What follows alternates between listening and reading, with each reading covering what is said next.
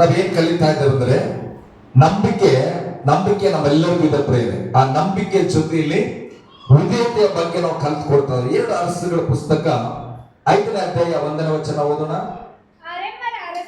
ಅರಣ್ಯರ ಅರಸನಿಗೆ ನಾಮಾನನೆಂಬ ಒಬ್ಬ ಸೇನಾಧಿಪತಿ ಇದ್ದನು. ಹಲ್ಲೆಲೂಯಾ. ಅರಾಮ್ಯರ ಅರಸನಿಗೆ ನಾಮಾನನೆಂಬ ಒಬ್ಬ ಸೇನಾಧಿಪತಿ ಇದ್ದಾನೆ. ಸೈನಾಧಿಪತಿ ಅಂದ್ರೆ ಯಾರು? ಈ ಯುದ್ಧದ ಸೈನಿಕರು ಇರ್ತಾರಲ್ಲ, ಅವರಲ್ಲಿ ಒಬ್ಬ ಲೀಡರ್ ಅನ್ನ ಅಧಿಪತಿ ಅಂತ ಕರೀತಾರೆ. ಹಲ್ಲೆಲೂಯಾ. ಹಲ್ಲೆಲೂಯಾ. ಈ ಸೈನಾಧಿಪತಿ ಬಹಳ ಪ್ರಾಮುಖ್ಯ. ಈ ಆರಾಮ್ಯ ರಾಜನಿಗೆ ಬಹಳ ಪ್ರೀತಿ ಈ ನಾಮಾನನ ಮೇಲೆ. ಯಾಕಂದ್ರೆ ನಾಮಾನನು ಕಳೆದ ಸಾಲ ಒಂದು ಯುದ್ಧದಲ್ಲಿ ಈತನ ಮುಖಾಂತರ ಜಯವನ್ನು ಹೊಂದಿದ್ದಾನೆ ಆರಾಮ್ಯರ ಅರಸ. ಅದಕ್ಕೆ ಈ ಸೈನಾಧಿಪತಿಯ ಲೀಡರ್ ಮೇಲೆ ಒಂದು ವಿಶೇಷವಾದ ಪ್ರೀತಿ ನಾವು ಕಾಣ್ತೇವೆ. ಇಲ್ಲಿ ಒಂದು ವಚನ ಇದನ್ನು ಓದುವಾಗ ನನ್ನ ಹೃದಯ ಭಯಂಕರವಾಗಿ ಯೋಚಿಸಲಿಕ್ಕೆ ಪ್ರಾರಂಭ ಮಾಡಿತು. ಕಾರಣ ಏನು? ಓದಿ ಮುಂದೆ. ಯೆಹೋವನು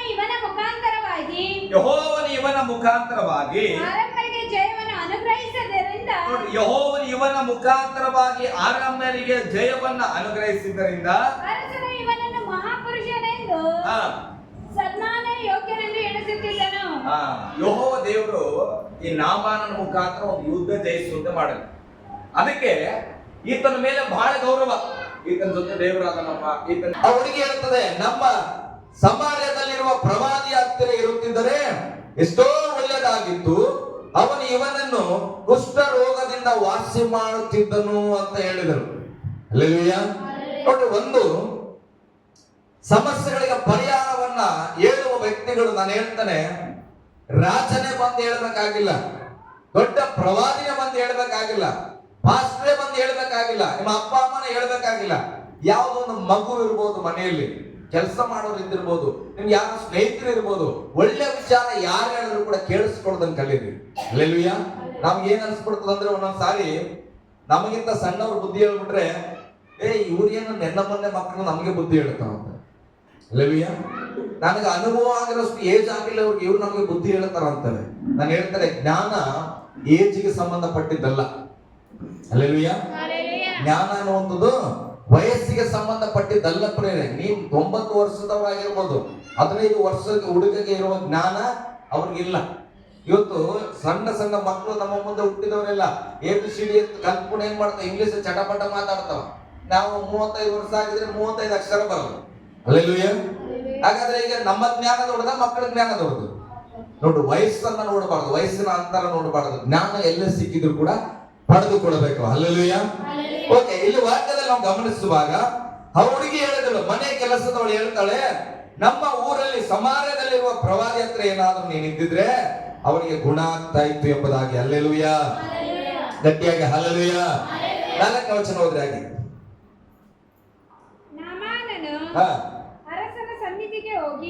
ನಾಮಾನನು ಅರಸನ ಸನ್ನಿಧಿಗೆ ಹೋಗಿ ಇಸ್ರಾಯೇಲ್ ದೇಶದ ಹುಡುಗಿಯು ಹೇಳಿದ್ದನ್ನು ತಿಳಿಸಲು ಅವನು, ನೀನು ಅಲ್ಲಿಗೆ ಹೋಗಿ ಬಾ, ನಾನು ನಿನ್ನ ಕೈಯಲ್ಲಿ ಇಸ್ರಾಯೇಲರ ಅರಸನಿಗೆ ಒಂದು ಪತ್ರವನ್ನು ಕೊಡುತ್ತೇನೆ ಅಂದನು. Okay, hallelujah.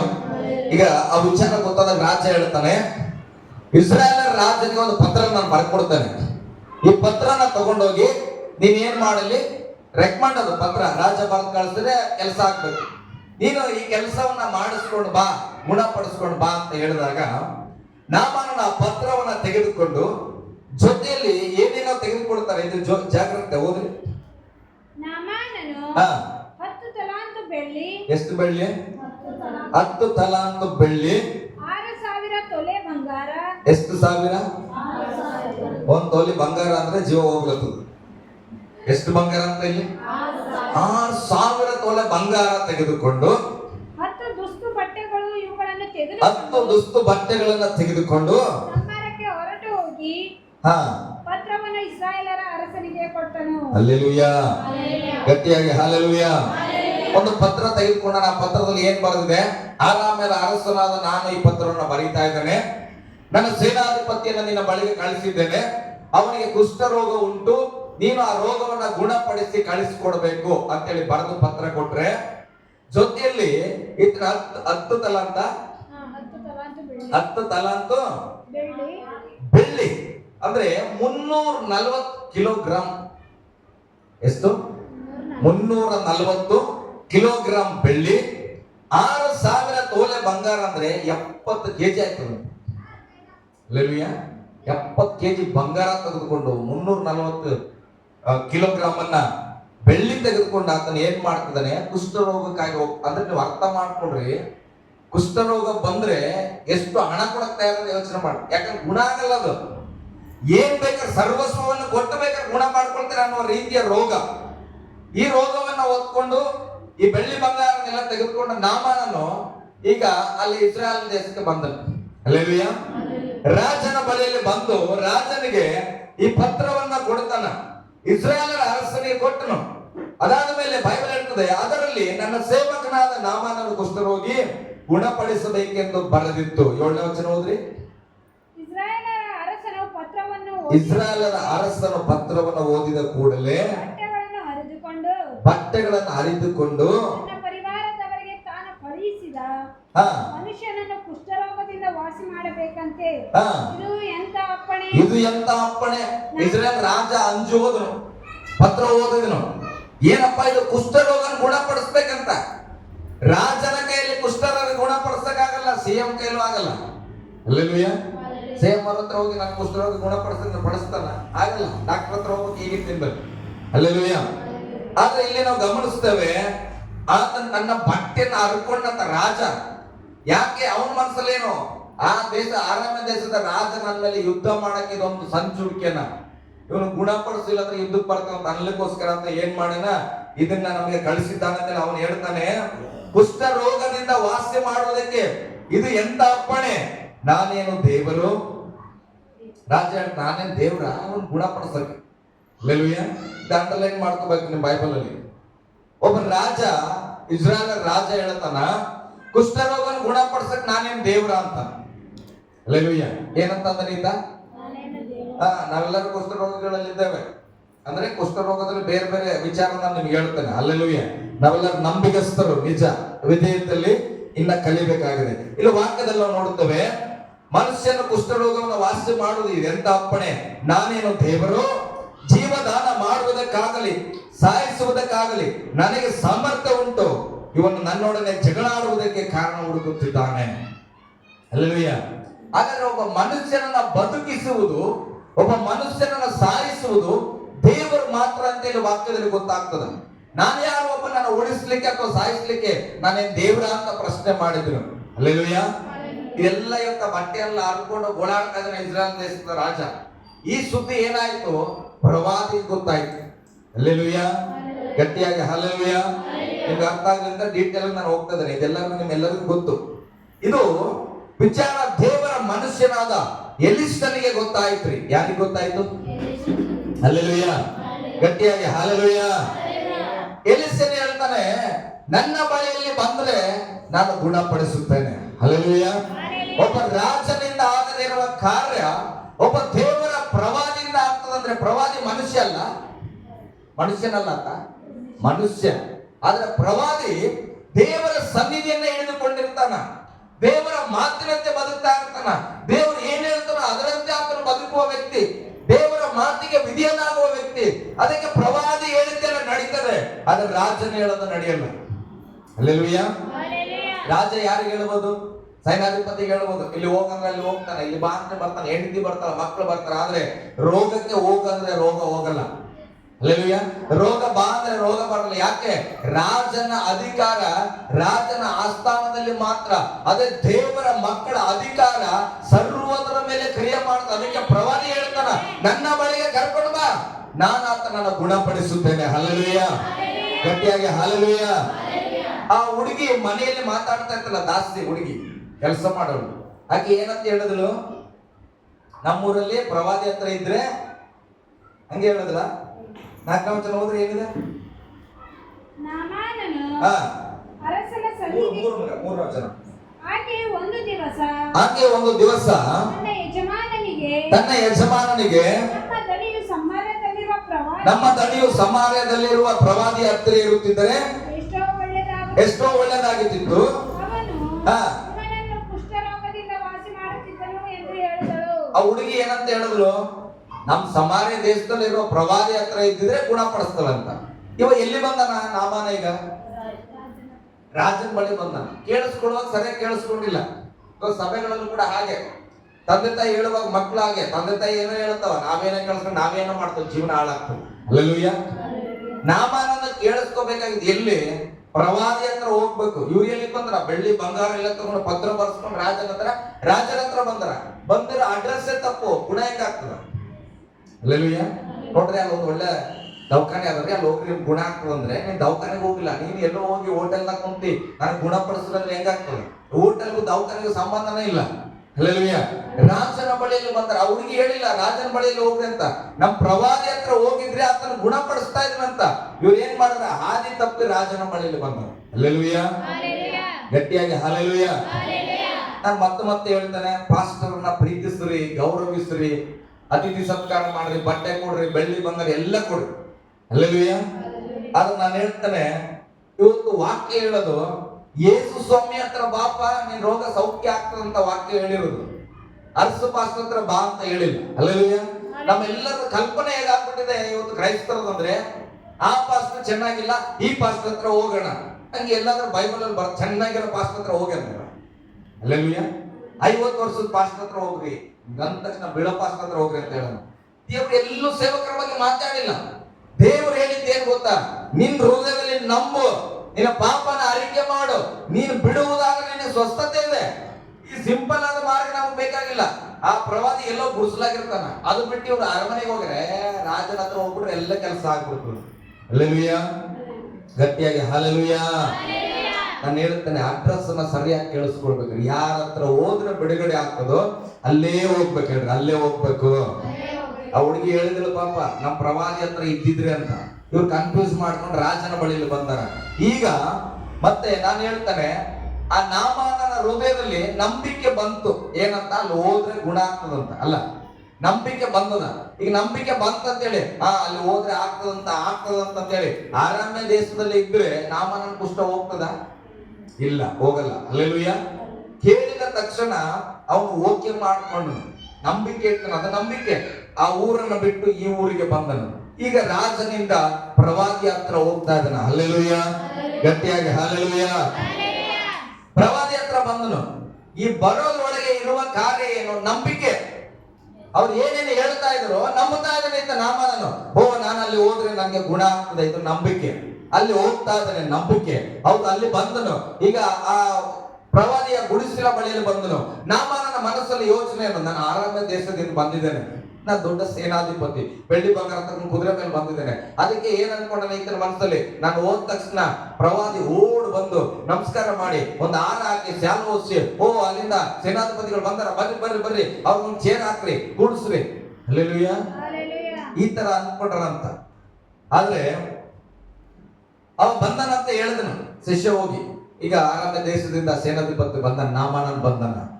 ಎಲಿಷ ಹೇಳ್ತಾನ, ಹೋಗಿ ಆತನ ಏನ್ ಮಾಡು, ಯೋರ್ದನ್ ನದಿಯಲ್ಲಿ ಏನ್ ಮಾಡ್ದಂತ 7 ಸಾರಿ ಮುಳುಗಂತ. ಇದೆಲ್ಲರಿಗೂ ಗೊತ್ತಿರೋದು, ಕ್ರೈಸ್ತರು 7 ಸಾರಿ ಮುಳುಗಂದ್ಬಿಟ್ಟು ನಾಮಾನನಿಗೆ ಕೋಪ ಬಂದ್ಬಿಡ್ತು. ಅರೆ, ಅಲ್ಲಿಂದ ಇಲ್ಲಿವರೆಗೆ ಬಂದಿನ ನಾನು ಸೇನಾಧಿಪತಿ, ನಮ್ಮೂರಲ್ಲಿ ನದಿ ಇಲ್ಲೇನು? ಈ ನದಿಗಿಂತ ಅದ್ಭುತವಾದ ನದಿಗಳು ನಮ್ಮ ದೇಶದಲ್ಲದವ, ಅಲ್ಲೇ ನಾನು ಮುಳುಗ್ತಾ ಇದ್ದೆ. ಹಲ್ಲೆಲೂಯಾ. ಆ ಮುಳುಗಿ ನೀರಲ್ಲಿ ಸ್ನಾನ ಮಾಡಿದ್ರೆ ಹೋಗುವ ರೋಗ ಆಗಿದ್ರೆ ನಾನು ಯಾಕೆ ಇಲ್ಲಿ ಬರ್ಬೇಕಾಗಿತ್ತು ಅಂತೇಳಿ ಸಿಟ್ಟು ಮಾಡಿಕೊಂಡನಂತ. ಹಲ್ಲೆಲೂಯಾ. ಗಟ್ಟಿಯಾಗಿ ಹಲ್ಲೆಲೂಯಾ. ಹೀಗೆ ಸಭೆಗೆ ನಾವು ಬರುವಾಗ ನಂಬಿಕೆಯಿಂದ ಬರ್ತೇವೆ ಪ್ರೇರೆ. ದೇವರೇ ಏನಾದ್ರೂ ನಾನು ಒಳ್ಳೇದು ಮಾಡ್ತಾನ ಅಂತಲೇ ಬರ್ತೇವೆ. ವಾಕ್ಯದಿಂದ ಏನೋ ಕಲಿತೇವೆ ಅಂತ ಬರ್ತೇವೆ. ಪ್ರಾರ್ಥನೆ ಮಾಡಿ ಅದ್ಭುತ ಹೊಂದ್ಕೊಳ್ಬೇಕಂತ ಸಭೆಗೆ ಬರ್ತೇವೆ. ಸಭೆಗೆ ಬಂದ ಮೇಲೆ ದೇವ್ರು ಏನೋ ಹೇಳ್ತಾನ, ಅದ ಮನಸ್ಸಿಗೆ ಅನಿಸ್ತದ, ನಾನು 1 ವರ್ಷದಿಂದ ಪ್ರಯತ್ನ ಪಟ್ಟಿನಿ, ಏನೋ ವಾಕ್ಯ ಹೇಳ್ತಂದ್ರೆ ಅದ್ಭುತ ಆಗ್ಬಿಡ್ತದ. ಹಲ್ಲೆಲೂಯಾ. ಯಾರೆಲ್ಲ ಬುದ್ಧಿ ಹೇಳಿವಿ, ನನ್ನ ಗಂಡ ಬದಲಾಗೇ ಇಲ್ಲ. ಇದು ಈ ವಾಕ್ಯ ಕೇಳಿ ನಾನು 1 ದಿನ ಪ್ರಾರ್ಥನೆ ಮಾಡಿದ್ರೆ ಬದಲಾಗ್ಬಿಡ್ತಾನ. ಹಲ್ಲೆಲೂಯಾ. ನಾಮನಿಗೆ ನಂಬಿಕೆ ಇಟ್ಟೇ ಇಲ್ಲ, ನಂಬಿಕೆ ಇಟ್ಟೇ ಬಂದನ. ಆದ್ರೆ ಏನಿಲ್ಲ ಆತನ ಹತ್ರ, ಏನಿಲ್ಲ, ವಿಧೇಯತೆ ಇಲ್ಲ. ನಂಬ್ಕೊಂಡೇ ಬಂದನ. ಅಲ್ಲಿ ಹೋದ್ರೆ ನನ್ ಗುಣ ಆಗ್ತದಂತ, ಇದು ನಂಬಿಕೆ. ಆದ್ರೆ ಬಂದ ಮೇಲೆ ಏನ್ ಮಾಡಿದ್ರೆ ಗುಣ ಆಗ್ತದಂತ ಆಯಿಂಟ್ಮೆಂಟ್ ಹೇಳಿದಾಗ, ಪರಿಹಾರ ಹೇಳಿದಾಗ ಅದನ್ನ ಮಾಡುವುದಕ್ಕೆ ಆತನಿಗೆ ವಿಧೇಯತೆ ಇಲ್ಲ, ತಗ್ಗಿಸುವಿಕೆ ಇಲ್ಲ. ನಾನು ಯಾರು? ನಾನು ಸೇನಾಧಿಪತಿ, ಬೆಳ್ಳಿ ಬಂಗಾರ ತಗೊಂಡು ಬಂದಿನಿ, ನನ್ನನ್ನು ಬಾನವ್ರಿಲ್ಲ, ಕೂತ್ಕೊಂಡವ್ರಿಲ್ಲ, ಅಲ್ಲೇ ಒಳಗಿಂದಲೇ ಅಲ್ಲೇ ಹೋಗಿ ಮುಳುಗಂತ ಹೇಳ್ತಾನ. ಇದು ಆಗಲ್ಲ. ಹಲ್ಲೆಲೂಯ, ಗಟ್ಟಿಯಾಗಿ ಹಲ್ಲೆಲೂಯ. ಓಕೆ, ಮುಂದೆ ಒಂದು ವಚನ ಓದೋಣ. 7ನೇ ವಚನ ಓದ್ರಿ. ಇಸ್ರಾಯೇಲರ ಅರಸನು ಇಲ್ಲ, 9ನೇ ವಚನ ಓದ್ಮ. ನಾಮಾನನು ರಥಾಶ್ವಗಳೊಡನೆ ಎಲೀಷನ ಮನೆಗೆ ಹೋಗಿ ಬಾಗಿಲಿನ ಮುಂದೆ ನಿಂತನು. ಎಲೀಷನು ಅವನಿಗೆ ಹೋಗಿ, ಯೊರ್ದನ್ ಹೊಳೆಯಲ್ಲಿ 7 ಸಾರಿ ಸ್ನಾನ ಮಾಡು, ಆಗ ನಿನ್ನ ದೇಹವು ಮುಂಚಿನಂತಾಗುವುದು, ನೀನು ಶುದ್ಧನಾಗುವಿ ಎಂದು ಹೇಳಿ ಕಳುಹಿಸಿದನು. ನಾಮಾನನು ಇದನ್ನು ಕೇಳಿ ಕೋಪಗೊಂಡು, ಇದೇನು? ಅವನು ಹೇಗೋ ಹೊರಗೆ ಬಂದು ನಿಂತು ತನ್ನ ದೇವರಾದ ಯೆಹೋವನ ಹೆಸರು ಹೇಳಿ ಕುಷ್ಠರ ಮೇಲೆ ಕೈ ಇಡಿಸಿ ಆ ಕುಷ್ಠ ರೋಗದ ಮೇಲೆ ಕೈ ಇಟ್ಟು ವಾಸಿ ಮಾಡುವನೆಂದು ನೆನೆಸಿದನು. ದಮಸ್ಕದ ಅಬಾನ ಪರ್ಪರ ಎಂಬ ಹೊಳೆಗಳು ಇಸ್ರಾಯೇಲರ ಎಲ್ಲಾ ಹಳ್ಳಗಳಿಗಿಂತ ಉತ್ತಮವಾಗಿವೆ ಅಲ್ಲವೋ? ಸ್ನಾನದಿಂದ ವಾಸಿಯಾಗುವ ಹಾಗಿದ್ದರೆ ನಾನು ಅವುಗಳಲ್ಲಿಯೇ ಸ್ನಾನ ಮಾಡಬಹುದಲ್ಲವೇ ಎಂದು ಹೇಳಿ ಬಲು ಸಿಟ್ಟಿನಿಂದ ಹೊರಟು ಹೋದನು. ಆಗ ಅವನ ಸೇವಕರು ಹತ್ತಿರ ಬಂದು ಅವನಿಗೆ ಅಪ್ಪನವರೇ, ಹಲ್ಲೆಲೂಯ. ಗಮನಿಸ್ರಿ, ಸೇನಾಧಿಪತಿ ತಲೆ ಕೆಲವು ಟೈಮ್ ಕೆಲಸ ಮಾಡಲ್ಲ. ಆ ರಾಜನ ಗೊತ್ತಿಲ್ಲ, ಆರಾಮ ರಾಜನ ಎಲ್ಲಿ ಹೋಗ್ಬೇಕಂತ. ಮನೇಲಿ ಯಾರು ಹೇಳಿದಳು? ಕೆಲಸ ಮಾಡೋ ಹುಡುಗಿ, ಮನೆಯಲ್ಲಿ ಚಾಕ್ರಿ ಮಾಡೋ ಹುಡುಗಿ ಹೇಳಿದಳು ಅಲ್ಲಿ ಹೋದ್ರೆ ಗುಣ ಆಗ್ತದಂತ. ಇಲ್ಲಿಗೆ ಬಂದ್ರು ನಂಬಿಕೆ ಇಟ್ಟು ಇಲ್ಲಿ ಏನ್ ಮಾಡ್ತಾನೆ, ಗರ್ವ, ನನ್ನನ್ನು ಕರೆದಿಲ್ಲ, ನನ್ ಮರ್ಯಾದೆ ಕೊಟ್ಟಿಲ್ಲ, ನಮ್ಮೂರು ದೊಡ್ಡ ದೊಡ್ಡ ನದಿ ಅದಾವ, ಅಲ್ಲೇ ನಾನು ಸ್ನಾನ ಮಾಡ್ತಾ ಇದ್ದೆ, ಇಲ್ಲಿಗೆ ಯಾಕೆ ಬರ್ಬೇಕಂತ ವಾಪಸ್ ಹೋಗ್ತಾ ಇದ್ದಾನೆ. ಇವಾಗಲೂ ಕೂಡ ಜೊತೆಗಿದ್ದ ಒಬ್ಬ ಸೇವಕ, ಹಲ್ಲೆಲೂಯ, ಅವನ ಕೆಲಸಗಾರನ ಹೇಳ್ತಾನೆ, ಅಪ್ಪವ್ರೇ, ಹಲ್ಲೆಲೂಯ, ಗಟ್ಟಿಯಾಗಿ ಹಲ್ಲೆಲೂಯ. ಆ ಪದ ನೋಡಿದ್ರೆ ನನ್ಗೆ ಅನ್ಸ್ತದೆ ಅವನ ಸ್ಥಾನ ಎಂತ ತಿದ್ದಿರ್ಬೋದು. ಒಬ್ಬ ಸೇನಾಧಿಪತಿ ನೋಡಿ, ಅಪ್ಪವ್ರೆ, ಆ ಪದ ಎಂತವ್ರು ಗೊತ್ತಾ, ಬಹಳ ಕೀಳು ಮಟ್ಟದಲ್ಲಿ ಇದ್ದವ್ರು ಬಳಸ್ತಾರ. ಅಪ್ಪವ್ರೆ ಅಂದ್ರೆ ಒಂದ್ ಮಾತಾಡ್ಬೇಕಂದ್ರೆ ಅವನ ತಂದೆಯವರೇ ಅಂತ ಗೌರವಿಸಿ ಆಮೇಲೆ ಮಾತಾಡ್ಬೇಕು. ಅಂದ್ರೆ ಅವನ ಸ್ಥಾನ ಎಂತದ್ದು ಹೋದ್ರಿ. ಅಪ್ಪವರೇ, ಪ್ರವಾದಿ ಒಂದು ಕಠಿಣವಾದ ಕೆಲಸವನ್ನ ಹೇಳಿದ್ದರೆ ಅದನ್ನು ಮಾಡುತ್ತಿದ್ದಿರಲ್ಲ. ಹಲ್ಲೆಲೂಯ. ಒಂದು ದೊಡ್ಡ ಕೆಲಸ.